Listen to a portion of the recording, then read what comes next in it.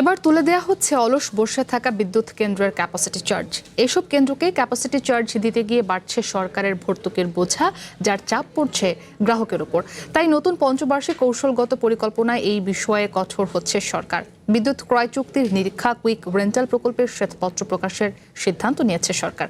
পাশাপাশি 5 বছরে নবায়নযোগ্য জ্বালানি থেকে 10,000 মেগাওয়াট বিদ্যুৎ উৎপাদনের লক্ষ্য নির্ধারণ করা হয়েছে। নগদ নিয়ে এলো হার না মানা হার অফার। সর্বনিম্ন 10,000 টাকা রেমিটেন্স নগদে পাঠালে থাকছে স্বর্ণের হার জেতার সুযোগ। দেশে আপৎকালীন বিদ্যুতের চাহিদা মেটানোর লক্ষ্যে 2010 সালে অনুমোদন দেয়া হয় রেন্টাল ও কুইক রেন্টাল বিদ্যুৎ কেন্দ্রের। কথা ছিল 3 বছর পর মধ্যমেয়াদী পরিকল্পনা বাস্তবায়ন হলে এসব কেন্দ্র থেকে আর বিদ্যুৎ নেওয়া হবে না। তবে গত 1.5 দশকেও বন্ধ হয়নি কোনো কেন্দ্র। উল্টো অলস বসে থাকা কেন্দ্রগুলোকে বিপুল অঙ্কের অর্থ পরিশোধ করতে গিয়ে ফতুর হচ্ছে বিদ্যুৎ উন্নয়ন বোর্ড পিডিবি।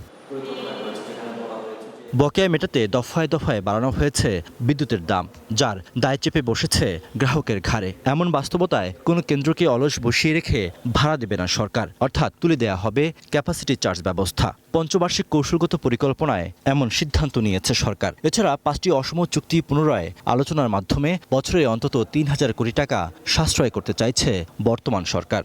সমস্ত বিদ্যুৎ কেন্দ্রগুলো তুলনামূলকভাবে অদক্ষ, সেগুলোকে অবসায়ন করা, এগুলো যৌক্তিক পদক্ষেপ।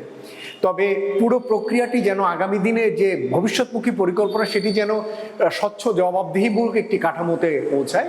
বিদ্যুৎ কেন্দ্রের বিপুল ভর্তুকির চাপ কমাতে প্রথম বছরেই সমস্ত ক্রয় চুক্তির কারিগরি ও আর্থিক নিরীক্ষার সিদ্ধান্ত নেওয়া হয়েছে পঞ্চবার্ষিক পরিকল্পনায়, যার আওতায় আসবে বিতর্কিত কুইক রেন্টাল আইনে নেওয়া প্রকল্প।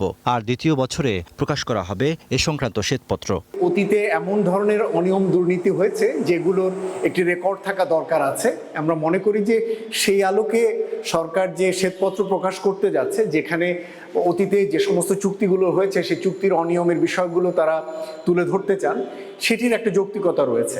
বর্তমানে দেশে 137টি বিদ্যুৎ কেন্দ্র থাকলেও এর বড় একটি অংশ অদক্ষ ও পুরনো। পরিকল্পনায় এসব কেন্দ্রের মেয়াদ আর না বাড়িয়ে ধাপে ধাপে অবসায়নের প্রস্তাব করা হয়েছে। 50 মেগাওয়াটের বেশি ক্ষমতার নতুন প্রকল্প হবে প্রতিযোগিতামূলক দরপত্রের মাধ্যমে। পাশাপাশি বিদ্যুৎ ক্রয়ের অস্বচ্ছ প্রক্রিয়া স্থায়ীভাবে বন্ধেরও সিদ্ধান্ত নেওয়া হয়েছে।